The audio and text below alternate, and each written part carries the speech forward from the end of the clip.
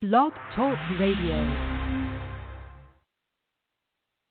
Good morning, or actually good afternoon, I guess, and welcome to the Parenting Aces radio show on Blog Talk Radio's UR Tennis Network. I'm your host, Lisa Stone, and we have another great show for you this week. We have Atlanta-based coach Vivian Chhetri on with us today, and we're going to be talking about all sorts of stuff from coaching juniors to training juniors to Kalamazoo to learning from the pros.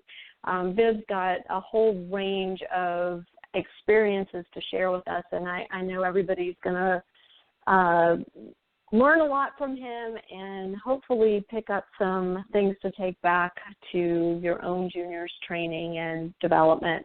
Before I bring Viv on the line, though, I have to just briefly mention that this past weekend was the Saul Schwartz Save College Tennis All-In Tournament up in Baltimore, and I know y'all are probably sick of hearing me talk about the Saul and reading about the Saul on ParentingAces.com, but I just want to say just quickly what an incredible weekend we had in Baltimore, and to send a huge, huge thank you out to our sponsors, the presenting sponsor, Holabird Sports, our Division I sponsor, Wilson Tennis, and our numerous other sponsors, including TennisBalls.com, Universal Tennis, of course, Parenting Aces, and the Rubin family, the Schwartz family, the Selman family, the Sklar family, the Hubbard family.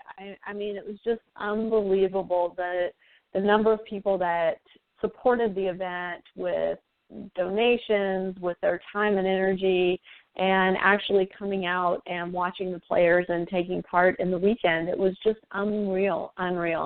I have written up my first of what may be several pieces on the tournament, so you can check that out on ParentingAces.com at your leisure.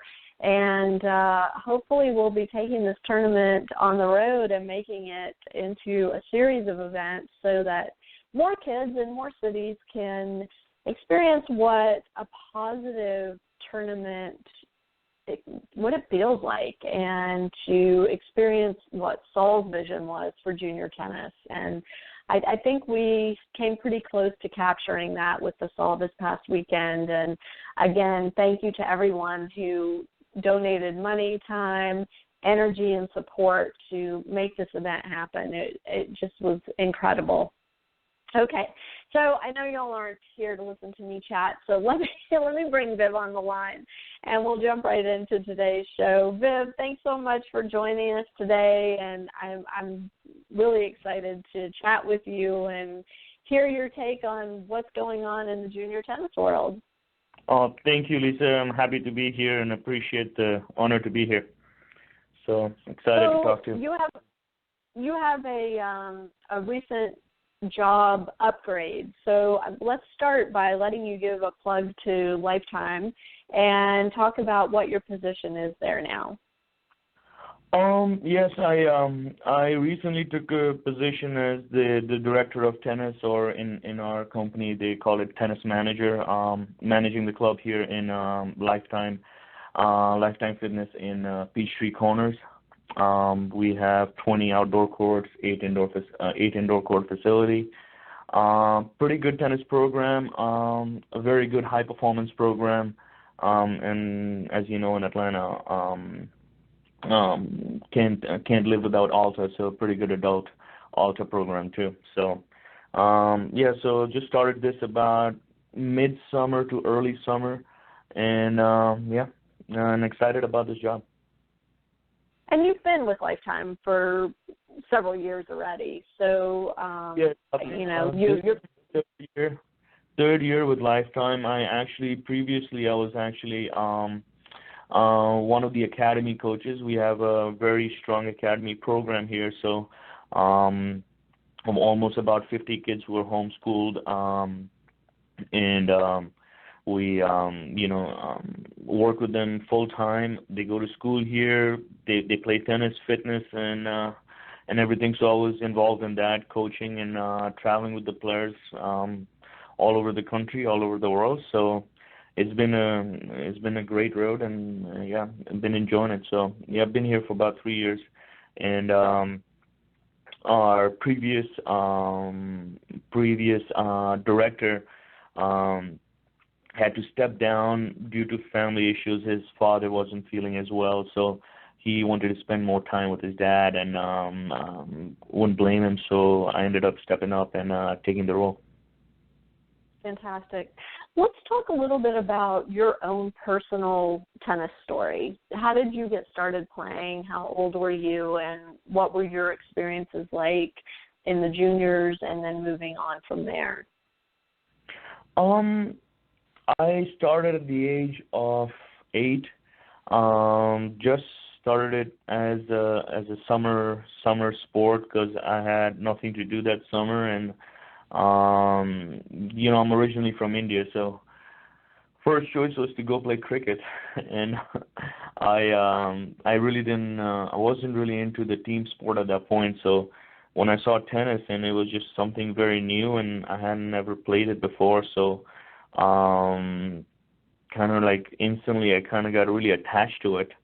My dad was a very good badminton player, so I used to play badminton with him, so I had like some hand-eye skills, so kind of like I improved in tennis pretty fast, and by the time I was like, I don't know, 9 or 10, I started, I was competing in state level in India, which was a pretty big deal back at that point. And then soon, by the time 11 started hitting, I started playing in the national levels, and then just started playing some ITFs, some pro level tournaments by the time I got 15 and 16, and then decided to come to college over here. The journey was very, now that I look back to it, it was as I said, like, it was a lot of fun. That's all I can relate to it. I mean, I know there had to be days where I probably lost and won matches, and I was sad or happy about it, but when I look back to it, it was just a fun thing that I did, and yeah, enjoyed a lot out of it. Got a lot out of it. Came to US, got free education, and everything. So yeah, a lot of. Where did you go to school here? I went to University of West Florida. It is a Division II school. When I came into college, I think you're allowed to accept so much money, and then afterwards, there's some very strict rules with Division I. So I could not play Division I, so I had to go to Division II school called University of West Florida. Had a great experience. I don't know if you know much about Division II schools, but West Florida is probably one of the better schools, boys schools in the country. They've probably been like top 5 in the country for the last 10, 12 years, very consistently. When we were there, we were, I think, top 3 in the country pretty much every single year. One in the country, one of the years, or actually 2 of the years. How did you do your research about colleges in the U.S.? I'm always curious about how somebody from another part of the world knows where to go when they come here. At that point, internet was very new. This was about like 15 years ago, right? The internet was very new, so all we had done is just heard about colleges, and as an international, we actually didn't even know. I still talk to a lot of the kids, and one of my kids, he wants to go to Tulane. One of my kids wants to go to Vanderbilt, and I was like, in my time, like, I didn't even know that these schools were good schools, because when you, as a foreigner, you look at, okay, University of Florida or Miami or Boston College or Boston University, California or something, some state name would ring a bell to us as an international. So I always wanted to go to, like, I always knew that Florida was a big school, big tennis area, so always wanted to go to a Florida school. So when University of West Florida popped in, I was like, oh, you know what, this looks good. This sounds good. So I researched a little bit. I mean, very little research was there at that point, so I would just go to College Tennis Online. I think that was the earlier websites would had all the information about different colleges and how their ranking is and everything. So we went to College Tennis Online, picked up the top 10 schools in the division, and then I just emailed the coaches and then started talking to them. And then, then the scholarship part comes in and everything. And then, didn't visit the school, just basically just packed my bag and just came right in here. Wow. I mean, what a journey. That's, it's a long way to travel at a young age, and coming to a foreign culture and having to be educated and play tennis and travel and all of those things. It's awesome that you were able to do that. Yes, I really am. For a long time, sometimes, definitely wanted to play pro tennis and all that, but I was a little sad when I was like, okay, you know what, I'm probably not going to go pro, and I'm going to go play tennis at college. And little did I realize that there were so much opportunities coming to college and all that. And I'm very excited and feel very blessed that I made that decision. At what point did you realize that you wanted to coach, and how did you make the decision to coach juniors as opposed to, let's say, being a college coach or a professional coach? I actually I had a younger sister, so I always help play tennis with her pretty much every single day after practice, and always like kind of helped her out. Always, I mean, probably not the best help when I was 14 and 15, probably just I don't know, a strict older brother coaching. I don't know how would you call that, but that was at that point. But always loved sharing my views since a younger age. And then when I came to college, we had a couple of girls who were younger. They were competing in the 15 and in the under 16s and the 18s, and I started like working with them in Pensacola, and soon realized that it was a lot of fun. And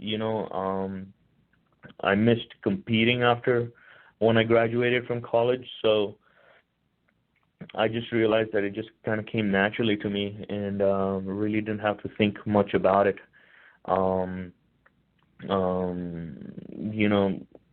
I studied international studies and did some, did my MBA in finance, and just realized that I wasn't as good at that then in tennis. So when I really started like teaching tennis, it just came very naturally to me. I didn't have to think twice before I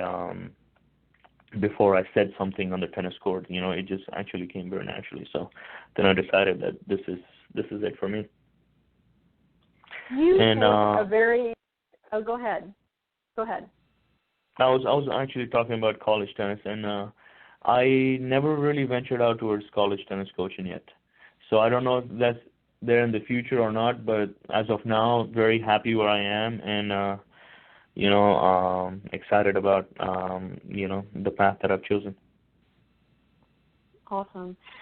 What I was getting ready to say is you take a very intellectual approach to coaching, and I say that because I feel like every time you and I have a conversation, you really see things from a very different angle than the majority of coaches that I talk to. And what precipitated you coming on the show today was we ran into each other at the BB&T Atlanta Open a couple of weeks ago, and yep. I was actually heading home for the day, and you were hanging out at practice courts and watching the pros in their practice. And talk a little bit about why you do that. Why do you watch the pros practice? What are you hoping to learn from them, and how do you apply that to the juniors that you work with? Um, a, a, a lot of it is, as I said, like, everything that we do whenever in a pro event, it's a lot about learning. So as much as information that we can get when the players are around you, we try to get that. So, as I said, like, yeah, I know we did meet at the practice courts. Um, I was actually looking at Taylor Fritz that day, and Taylor and one of the players I used to coach, Walker, played I think 2 years ago in I believe it was Orange Bowl that year, and I think it was the quarterfinals, and Walker was up 3-1 up in the third set, and I keep on like, and he was playing very good, I had two boys playing at that time. Emil was playing on the other court, so I went to watch Emil on the third set too. And when I came back, Walker had lost. I think he lost 6-4 in the third, and I didn't see a lot of difference in the game at that point. And then, as you know, Taylor has had a phenomenal year last year. This year, even today, I think he beat Tiafo today or sometime yesterday or something. Yesterday, and he's having phenomenal, yeah. And I just wanted to see what he was doing, how he was preparing. Before all these kids were, right on my court, they were practicing or warming up, and you could see, and what had changed, how the routines were, how they were handling themselves with the crowd, you have people who are interviewing you and all that, so how they were handling themselves, because you always want to see that, because it's always changing times. You can, and you want to teach that to your players all the time. It's not just being on the court, but a lot of things that you do off the court is so important too. And compare the way you practice, how you're practicing, your practice sessions, and even your coach's demeanor and all of the above. So so when I'm at the practice courts, yeah, and that day specifically, I wanted to watch Taylor and see how his routines were, if they were a little different than before or not, and that's basically what I wanted to see. And maybe like help me coach better, a few of my players or our players here in the academy. And you had one of your players was playing in the tournament in the BB&T, a young player, and yeah. And so I'd love to hear, from the coaching side, how do you prepare? I mean, he's just turned 16. He's about to turn 17. He's going to turn 17. I think. Yes. So he played last year too, though. So was 15 about to turn 16, now 16 about to turn 17. How do you coach a kid like that? And the kid, just for my listeners, it's Trent Bride, for those of you who are familiar with his name. He's from the Atlanta area and works with Viv at Lifetime. How do you get a kid that young ready to compete on that stage? You give your best and hope for the best, to tell you the truth. We give him as much as information or as little as information so he can perform his best. Sometimes too much information and it just hurts. But in his case, he had been in the stage last year. He did very well, but last year the difference was the BB qualifying draw was for it was a draw of 32, and this year the draw was of 16. So last year he played Kudla in the second round, whereas this year I forget the name. He played, and he's 105 ATP, playing him first round. So he knew coming in that it's gonna be a tough task that is asked out of him. But basically, what we wanted out of it is him to start getting used to a pro circuit event, start getting used to, just small things like, a top player practicing right beside you. We're hitting and, Kyrgios was right there. He got to hit with Kyrgios, and Isner is right there. Kevin Anderson is right there. We're sitting in a table, and Kevin Anderson is eating lunch with us. And, after a point, you have to start, kind of like feel a part of that group instead of away from that group. And right now, the whole goal in that tournament was to make him feel that he's in that group. And he has to compete against them instead of respecting them too much, and that was the goal from the tournament. It wasn't more like, I know you asked me, how do you prepare him, but you can't really prepare him till he goes there. You can kind of tell him what it's going to feel like, but it's more of the off-court stuff that is more challenging. Like, even when he played the match, he was overwhelmed by the crowd. I mean, there were too many familiar faces in the crowd who wanted him to do well, and he really wanted to do well. I mean, he couldn't even he just couldn't play till like the end of the first set, and it rained, and we talked a little bit, and then he kind of let loose a little bit, and he played a much better second set. But for him, it was more about the experience that we wanted him to get out of it, and of course, understand that he can play at high levels of tennis. So, what jumps out at me listening to you talk about this is, even for a player who is already at that highest level, and he's competing at the highest level of juniors, and he's now competing, on the ATP tour. I mean, it's not just a futures match. I mean, he's at a tour event playing matches. It's still about development, and there are still steps that these players need to go through. It's not about the win and the loss. It's about learning from each experience, correct? Yes. And, learning from each experience, and making sure that you keep on getting better with those experiences, not repeating the same mistakes again and again. And that's pretty much what it is. And, I think everyone can relate to that. If we have young kids who start at Georgia level 3s to Southern level 1s, and then go all the way to the national championships. So but every single time you play that first tournament at a higher level, you always feel a little bit of pressure. Or whenever you play a high seed at a higher tournament, you feel that pressure.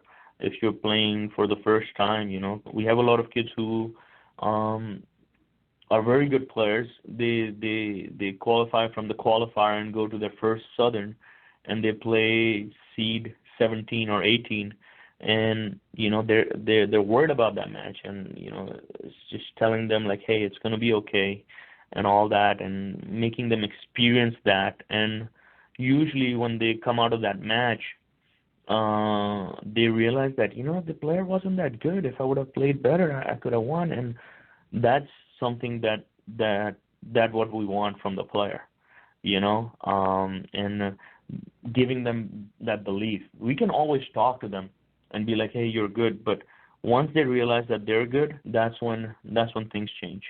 Mm-hmm. Well, so interestingly, in Trent's case, he went directly from playing at an ATP tour event to heading up to Kalamazoo to play boys 18s at the National Hard Courts. And that's a whole different animal in terms of feeling pressure. Can you talk about that? Yes, I was very proud of him in Kalamazoo. He did a phenomenal job at the tournament. Just the way he handled himself, there was a good amount of pressure on him, He actually earlier this year in the ITF, I think he was about like 150. His ranking 150, 180 in the ITFs, and he brought it up to like 51.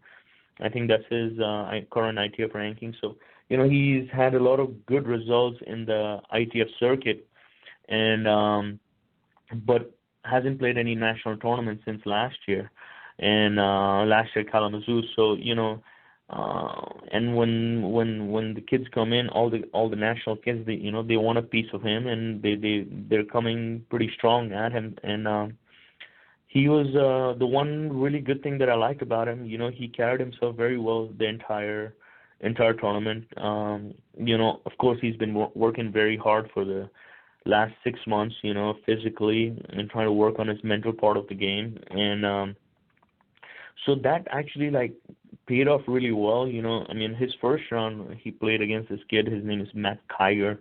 Mac is a phenomenal player. Actually, we had a tournament last year in our club, an ITF Grade 4 that Mac won, and actually Trent played in that tournament and lost in the quarterfinals of that tournament over here, and Mac won that tournament. So it wasn't a easy first round, and when Trent went in, and he kind of I think it was a 6-1, 6-2 or 6-0, 6-2, something like that. And that was a very good performance just starting the tournament. So since then, I think he built up with the confidence. He did well. A lot of challenging matches down the way. He played Alafia, who was, he traveled with us in Europe all summer. Played all the bigger tournaments. Actually, Alafia qualified for Wimbledon this year. Played very good, and Trent had a pretty good win against him. I think it was straight sets, 2-4 or 3-4, something like that. Then after that, he played Sam Griffiths, who's again a phenomenal player. In his age group, I think Sam and Trent are the same age, 99s, both of them. They had a very good match. It was more of a physical match, very hot day in Kalamazoo.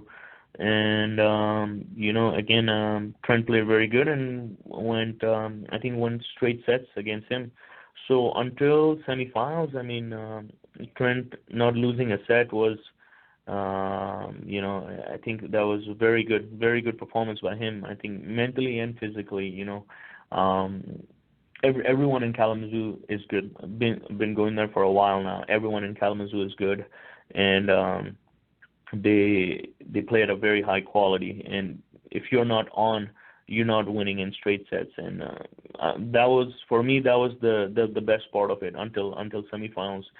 Playing very good caliber players and winning in straight sets. That was it just felt like he was in form. And then he ended up playing Michael Moe, and Michael Moe was just a better player. Michael Moe played like a man, more of a men's tennis compared to Trent, who's transitioning from junior tennis to men's tennis. Michael Moe, every important point had 120 and 130 mile-hour serve. And Trent had it sometimes, and Trent didn't have it sometimes, and which led him to get broken a few times, and that was the set in the match for him. And so he lost to Michael, and then he had to play another match.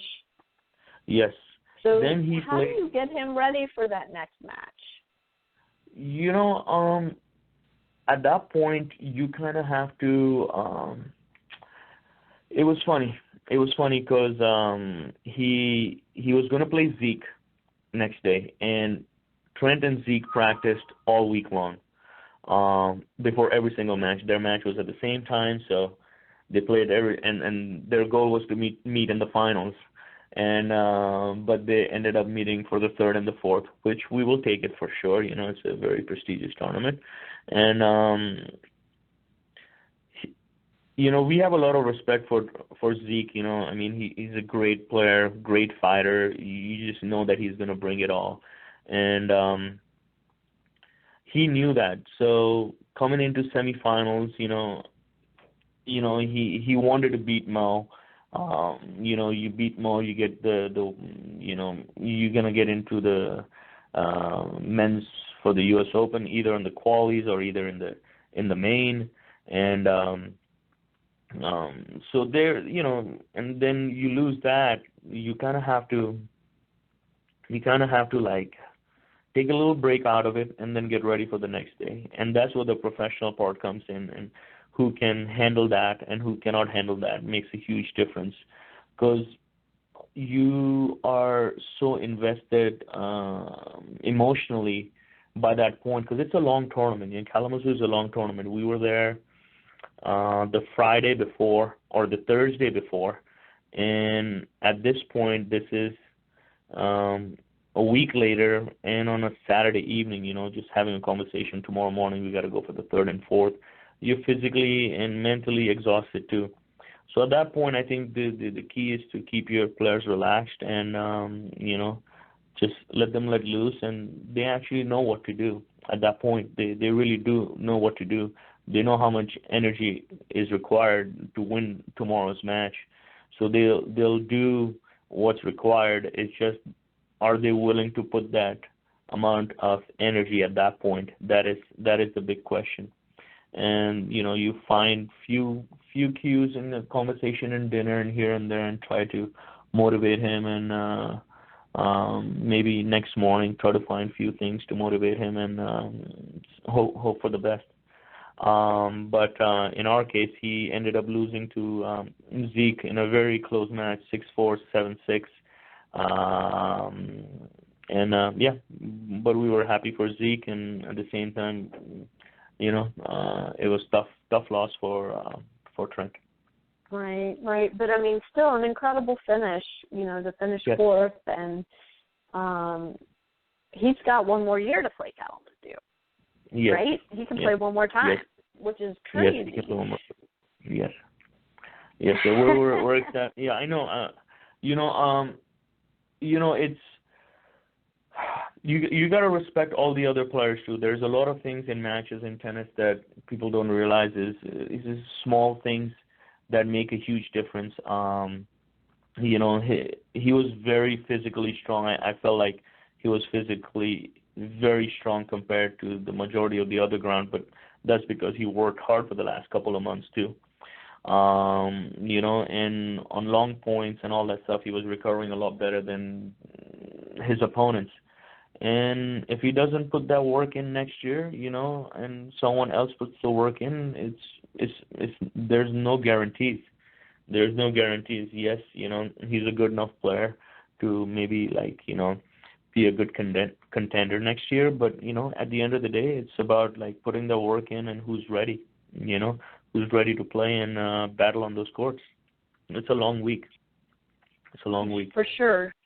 Can you expand a little on what you mean by putting the work in? What are the things specifically that he did in the lead up to the BB&T and then Kalamazoo right after? Can you share some of that? Not giving away any trade secrets, of course. No, I mean, I think it depends on the schedule, how you work and all that. I think the coaching part of it is a big part of it. The fitness part of it is a big part of it. It almost, his dad always says it almost takes a village to make a player. His dad and his mom have to do their part of it, from diet to scheduling to the financial part of it. Us as coaches, we have to take care of it. His coaching part of it, we don't just have one player in the academy. We have quite a few players in the academy, and Will, I don't know if you know Will, Coach Will Wright. Will's been coaching Trent since he was at a young age. So it's basically me, Will. Whenever Coach Tori can help, Tori helps us. And right now, actually, Trent is in College Park, playing the grade 1 over there. He's with Coach Attila. So 4 of us, we run the academy over here. So between the 4 of us, we kind of take care of him as much as we can. I'm taking him to Canada next week, and then from there I'm going to take him to U.S. Open. But what I'm coming I have to tell you something funny. I Yeah. have to tell you something funny. I think he was on my flight up to Baltimore on Friday. Yes, Friday at 11 o'clock. I think that's what the flight was booked, right? I think it was Friday 11. Yeah. Delta. Yep. Yeah. Okay, that's funny. Yeah. Yep. Him and we were on the Zami. same plane. Yeah, that's funny.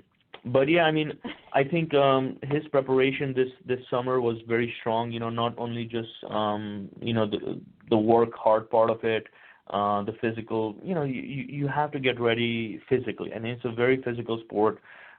You have to be ready, and there are so many talented players out there. They play one good match and they're out of the tournament because they just not ready physically. Then you have the mental part of it, of believing in yourself, that can you go deep in a tournament or not, and doing that. So, you know, playing a schedule where you know, you've beaten good players in a tournament. I mean, we were in Morocco earlier this year, and he had a phenomenal tournament until he got sick and made the semifinals of the Grade 1. You know, he did really well over there. From there, we went to Italy. The first week he was still recovering from his sickness that he got sick in Morocco, but second week we played Bonfiglio. Bonfiglio is basically one of the most prestigious tournaments in the world. Everyone plays it. That's one right before a French Open. That's the tournament, and you know, there he played a very, very, very strong tournament. He actually had to play the qualifying over there. He won 3 rounds in the qualifying. Played some strong players, top 30. I think he beat a player who was 25 in the world over there. And then ended up playing against Tsitsipas, who was number 1 in the world. And, you know, was up a set and a break up in the second set till he realized that he was about to beat Tsitsipas. And that's when he started losing, and I think he lost 6-4 in the third. So a lot of those losses helped him. A lot of those wins helped him. That schedule, playing at a high level, helped him. You know, I think combination of all of that, good coaching, and you know, of course, can't take credit away from the parents. I mean, you know, got to make sure that, you know, everything off the court is taken care of, and they do a phenomenal job of taking care of the things that, you know, that have to be done off court. They're very good at that, and I think they have a very good sense about the tennis, and they leave the coaches alone, and they let them do, you know, have a lot of flexibility with the player, even at that high level, you know. So I think this combination of all of that is, you know, you see the result. If I would pick one thing, there's no such thing as one thing that made him better than the other. It's a combination of all of that, plus him working hard and all that. So that's what's paying off right now. And that's what's paying off right now. You mentioned Walker and Emil, and I just want to just point out to the listeners, Walker and Emil are both sophomores at University of Georgia, playing on the team now, and they are, you know, same classes as my son, actually, and so we've known those boys for years. And so, Viv, you've, you know, a really interesting mix of players at Lifetime, and I'd love to hear how, as a coach, you help families make the determination of whether a player should be aiming for top-level Division I tennis, Division II, III NAIA tennis, or aim for the pros. What are you looking for in players that help you as a coach guide families? You know, I mean, there's quite a few things that we ask the parents. First of all, you know, I think before even I talk to the parents, I actually talk to the kid first and what they want and what they would enjoy, you know. And to start off, first thing first, we always we ask the kid what their top 20 schools are. And then from their top 20 schools, that's a lot. Top 20. That's a lot. Yes. Yeah. And we start that at the beginning of their junior year, if not the summer of. So if this summer, if someone's a rising junior, we would start right about now, and we talk to them about like what would their top 20 schools be. Best case scenario, worst case scenario. Where would they want to be? So we start there. And then from there onwards, we have meetings over here at the club. We educate parents regarding like scholarships. We educate the parents regarding Division 1, 2, and 3. We just give them information first. And then a lot of the parents kind of can figure out things as to where their kids are. They once they get all the information what the realistic expectations are. And from then they come talk to us like, hey, we really want our kid to go to Notre Dame. We really want our kid to go to Notre Dame, and can he go there? Well, Notre Dame is it's a very good academic school too. So do you have the grades? Do you have the thing and all that stuff? Well, if he does this, and this, yes, there's a chance for him to go to Notre Dame. We always talk to coaches. We always let the coaches know like, hey, one of our players is interested in your school. We always let the coaches know positives and negatives of our players and all that, and if they're interested, we help them in that way. But we try to put a little more, the problem starts happening is when the expectations are wrong. And the thing is, you want to educate the parents and as to like what the expectations are. I think UTR has done a very good job, like giving the rankings and like the UTR rankings for different teams. So it's very easy. If I'm a UTR 9, I cannot look at a team with UTR 14 and 15 in right. college teams with UTR 14 and 15. Now, in some cases, I've had a player who's a UTR 10, but he's looking at teams at between 13 and 14. But he's 10 because he's injured, and he's 10 because he is not that experienced. So what we ended up doing with him is like we asked him like, hey, your junior year, you're going to play a lot of tennis and you're going to get a lot of results. And what we ended up doing is he wanted to go to a big school, and, he ended up going to Tennessee. But first year he went to Tennessee and he would not get the scholarship because the scholarship was already gone.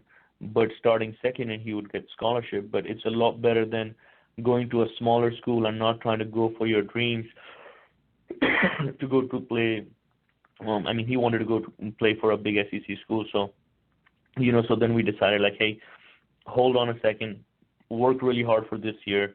If you play really well, you may not get the scholarship, but at least the coach can get you into the team and then, kind of go from there. So it worked out really well for them. So for different people, it works out differently. Interesting. And, do the parents, overall they pay attention to what you're telling them? Because, every now and then I hear these stories of, well, my kid's only a 9, but, they really could compete with the 13s, but the reality is, no, they're a 9. The reality is, if you're a 9, you're a 9, and there's a reason why you're a 9. Now, sometimes it's an easy fix, sometimes it's a difficult fix. If it's a difficult fix, you're probably going to stay at 9 for a while. That's the reality of it. But the parents, they're very emotionally attached to the kids, and they feel that they can, they watch matches all day long, and they feel like, they feel like, they want to be positive towards the outcome, and and I understand their point of view too. Now, if you're a 9 or if you are a 10 or whatever your UTR is, there's always a good school for you, and that's what I try to make a lot of our parents realize, for the most part, our parents do understand, and that's why educating the parents is so important. Not telling them what school their kids should go, but giving them the information of what schools a certain level of kids go. You know, like we have a kid who signed up with Wharton Business School, UPenn. I mean, they have one spot for Wharton Business, and he took that, and he's a brilliant tennis player. Last year, Super Nationals in 16th, he made the finals at the clay courts. And he got that opportunity, and 3 years, 4 years down before, his parents didn't know where he would go and all that, but the important thing is to educate the parents. Once you educate the parents and let them know what the realistic goals are, then it's very easy to talk to them. We've had a very positive, everything has been very positive at our club. I think we've been graduating at least 8 or 9 players pretty much every single year. We had a girl who graduated, and very smart kid, 35 on her ACT. But I think she went to a Division III school, Johns Hopkins, and that was the perfect fit for her. And she's gonna play in the lineup. She's gonna, get a very good education, and is gonna enjoy every aspect of the school, from the education part of it and the tennis side of it too. So and that's why I think you have to, when you start, you gotta be broad and be like top 20 schools and not limit yourself to like top 5 or like a lot of the parents they're like, I want my kids to just stay in the South or not too far away, and I understand all those things, but if you're playing tennis, there's a lot of opportunities all around the country, and and a lot of opportunities for the future too. Absolutely. So let's circle back to Trent and what's in his future. His future, he actually, we just got an email, I think yesterday, day before yesterday. He's gonna, he got a walkout into the main draw of U.S. Open, so for the juniors, so he's gonna play that. Then after that, we have the fall coming. We want him to play juniors next year. There's a lot of kids who are gonna be the 98s. They're probably gonna be dropping out of the rankings in January. So with that, I think there were like about 30 or 25 kids who were above him. So, his ranking gets bumped up and all that kind of stuff. But we want to have a good fall. If you have a good fall in some junior tournaments, we won't have to travel as many junior tournaments next year. We want him to start playing a lot more pro tournaments next year. Make the schedule a little more, a little more challenging, and pro events, it's a tough ask. So once we qualify for all the Grand Slams and everything, we want him to start playing more for pro tournaments, and then you have your big decision if you want to go to college or if you want to take the pro route and all that kind of stuff. So that's coming, and making those decisions are not the easiest decisions, for anyone, as a coach, as a player, as a parent. You have so much invested in it, and you want the best of the best for your son or for your player or the player himself or himself, So so those are the decisions that come for us in the future. Well, that's a lot to deal with for sure. Yes. I know you guys will put a lot of thought into it and make the right decision for Trent and for his future. So it'll be fun to watch this next year. I've enjoyed getting to watch him play. I see him once a year. I see him at the BB&T, and from last year to this year there was a huge jump, and And I was at that first-round match, and it was interesting because he had a lot of buddies in the stands, and they were very vocal, and I would have to imagine that he saw and heard them, and that, that has to be a bit distracting. And like you said, these are all things you learn how to manage and handle as you develop. So, that's very cool to see that. And I'll look forward to seeing him play next year as well. But so we've got just a couple minutes left. Do you have any advice you'd like to share with parents in terms of, helping their children reach their potential in tennis or choosing college or anything else you'd like to share? The only advice that I would give, I think the biggest one is, I think you need to listen to your kid as to what they want to do.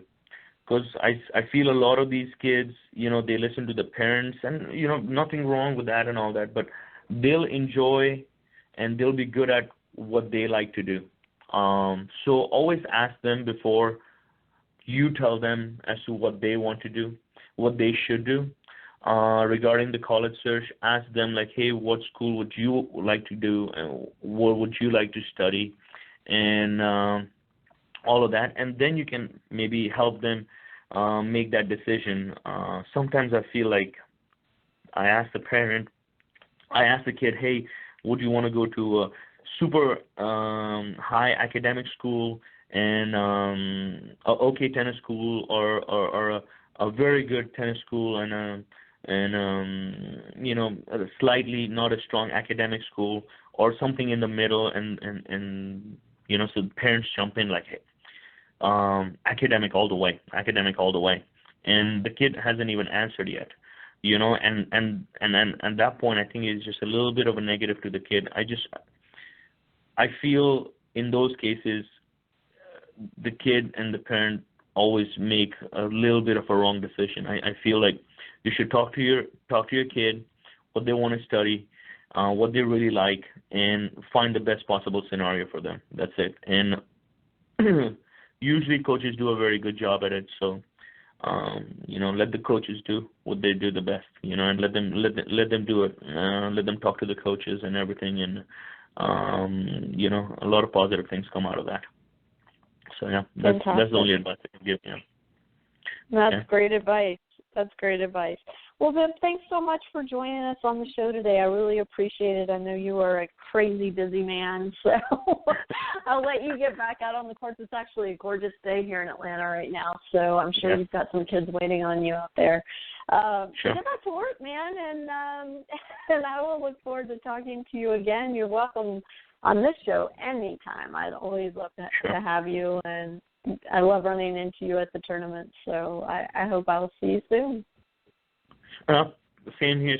Thank you for having me. It's been fun talking. So talk to you soon. All right. Thanks so much. Thanks. Bye-bye. To my listeners, thank you guys so much for tuning in. Again, I want to just remind you to please go to ParentingAces.com and check out today's article on the Saul Schwartz Save College Tennis All-In Tournament. We had just a phenomenal weekend, and I'm still a little bit on cloud nine over that. And I hope you enjoyed the chat with Viv today. He is a special coach, and if you have a chance to work with him on a visit to Atlanta, I would encourage you to take advantage of that, and or at the very least head out to Lifetime. It's a beautiful club, and check it out. And I am looking forward to the U.S. Open getting started. Unfortunately, I won't be there this year, but you can bet I'll be watching on TV nonstop. So make sure you have your updated U.S. Open app on your phone so you can keep up with the matches.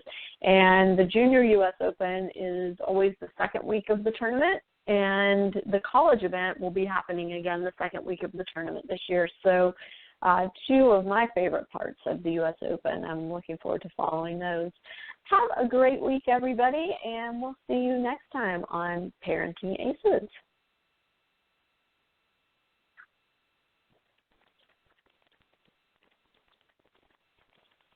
Progressive brings you Flowetry with Flow.